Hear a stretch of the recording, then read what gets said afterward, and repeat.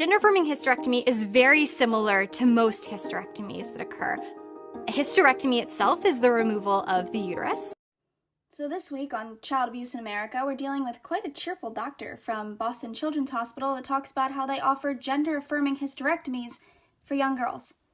How sick and genital mutilation of children, and it's sick and it's disgusting. But this So I seriously can't read people. You're always up to something new. And this is what the GOP is creating mass hysteria over her hysterectomies. No, but it's an absolute lie.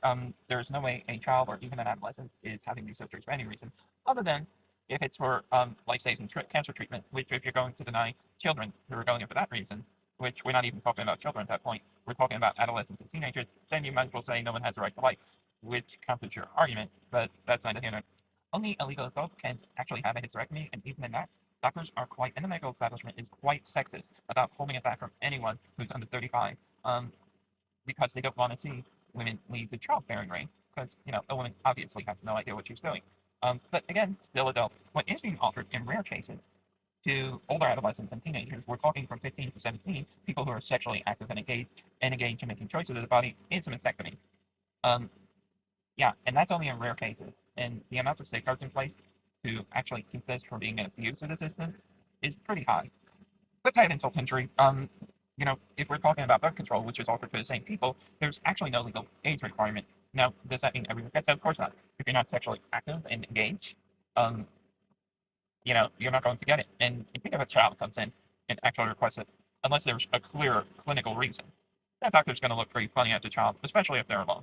So yeah, that ain't happening. This is all stuff going to people who are already sexually engaged and engaged in managing their body as adults. Now, does that mean they're legal adults for the purposes of getting involved with 35-year-olds? No. But it does mean they can be sexually engaged with their peers, so they need to take a certain amount of responsibility. And again, in the case of mastectomies, this is in rare cases, but at no point is a hysterectomy ever offered to anyone below the age of 18. And to finish off this and actually make it a thing, no, mastectomies are not reversible in any way, shape, or form. However, most people who want them reversed for cosmetic reasons because it's an appearance. It's a look. It affirms who they are as a person. In which case, yes, you can have cosmetic surgery to reverse the physical effects of the mastectomy. So no, it is not as damaging as like a life and death situation. And as always, just a friendly reminder: no trans kids get surgeries.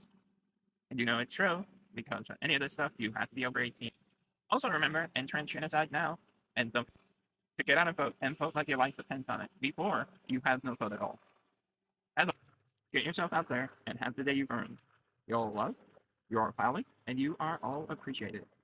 See you on the flip side.